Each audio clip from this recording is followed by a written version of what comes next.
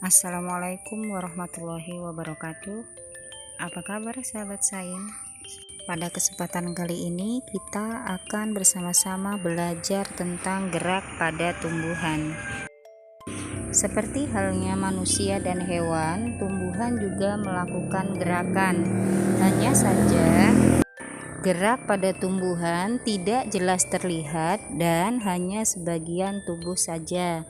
Berbeda dengan manusia dan hewan yang geraknya leluasa dan dapat kita amati dengan jelas, serta gerak pada hewan bisa dilakukan sebagian tubuh, bisa juga seluruh tubuh.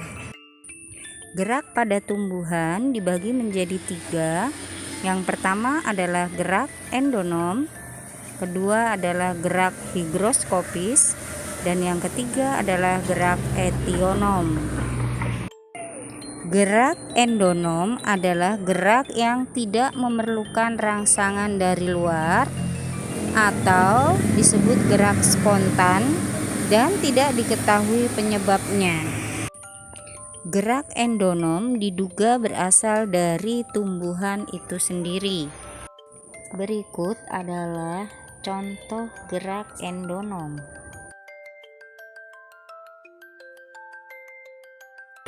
Gerak yang kedua adalah gerak higroskopis, yaitu gerak pada tumbuhan yang disebabkan oleh perubahan kadar air di dalam sel sehingga terjadi pengerutan yang tidak merata. Berikut adalah contoh gerak higroskopis yang sering kita jumpai di sekitar kita.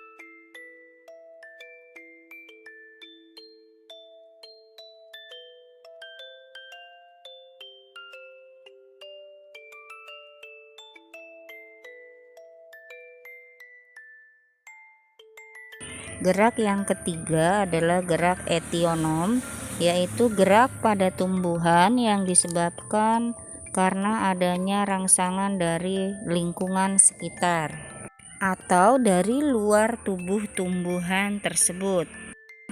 Berdasarkan jenis rangsangannya, gerak etionom dapat dibedakan menjadi 3. Yang pertama adalah gerak tropisme, kedua adalah gerak taksis, dan yang ketiga adalah gerak nasti. Yang pertama adalah gerak tropisme. Gerak tropisme adalah gerak sebagian tubuh tumbuhan yang dipengaruhi oleh rangsang dari luar yang arah geraknya dipengaruhi oleh arah datangnya rangsang. Jika gerak tumbuhan tersebut mendekati arah datangnya rangsangan, maka disebut gerak tropisme positif. Sebaliknya, jika gerak tumbuhan tersebut menjauhi arah datangnya rangsangan, maka disebut gerak tropisme negatif. Berdasarkan jenis rangsangannya, gerak tropisme dibagi menjadi beberapa bagian atau kelompok. Yang pertama adalah gerak geotropisme. Kedua adalah gerak hidrotropisme.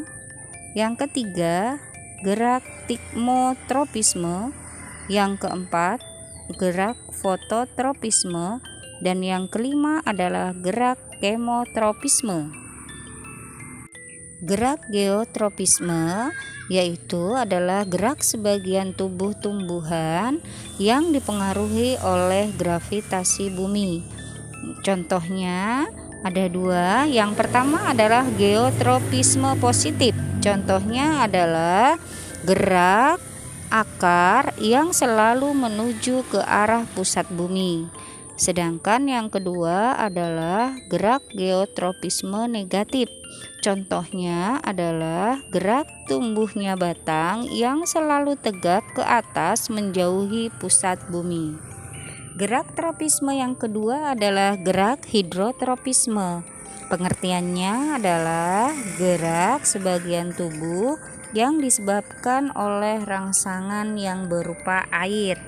Contohnya adalah pertumbuhan akar yang selalu mendekati sumber air.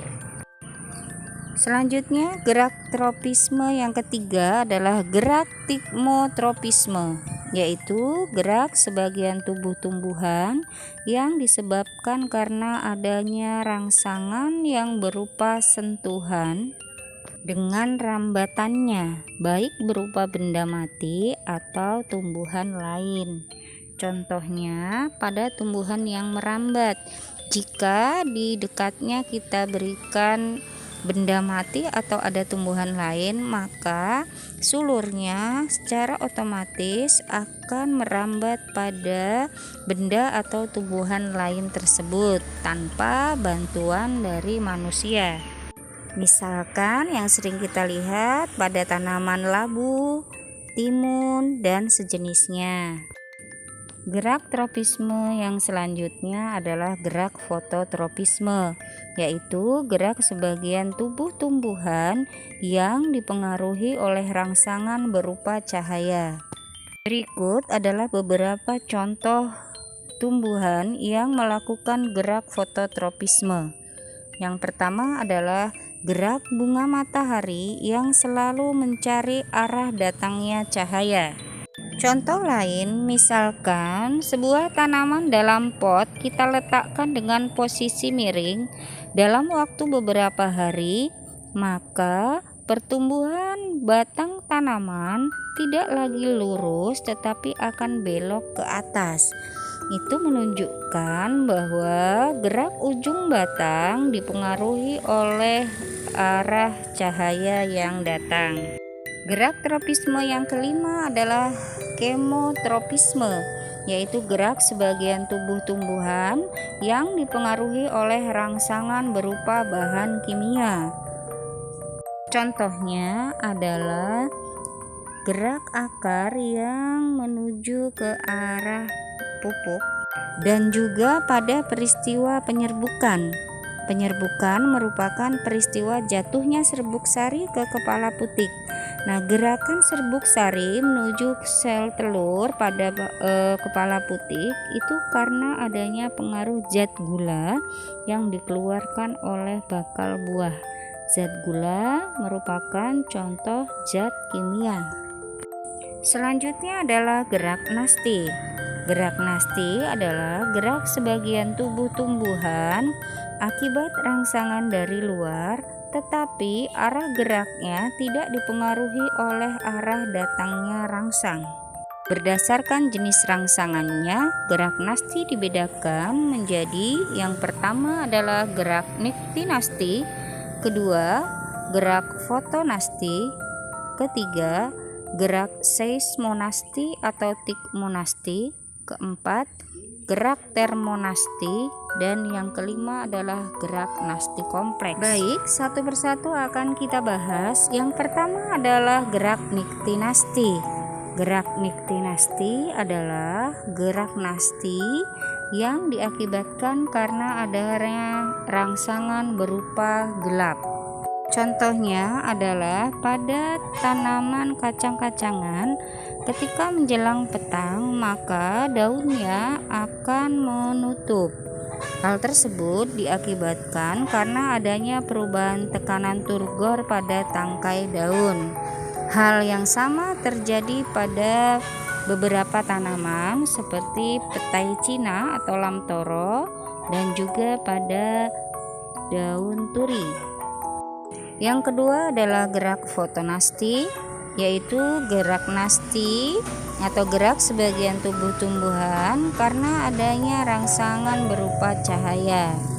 Contohnya adalah mekarnya bunga pukul 4 pada sore hari. Contoh yang lain adalah mekarnya bunga pukul 9 di waktu pagi. Gerak yang ketiga adalah gerak seismonasti atau tikmonasti, yaitu gerak nasti atau gerak sebagian tubuh tumbuhan yang dipengaruhi oleh getaran atau sentuhan.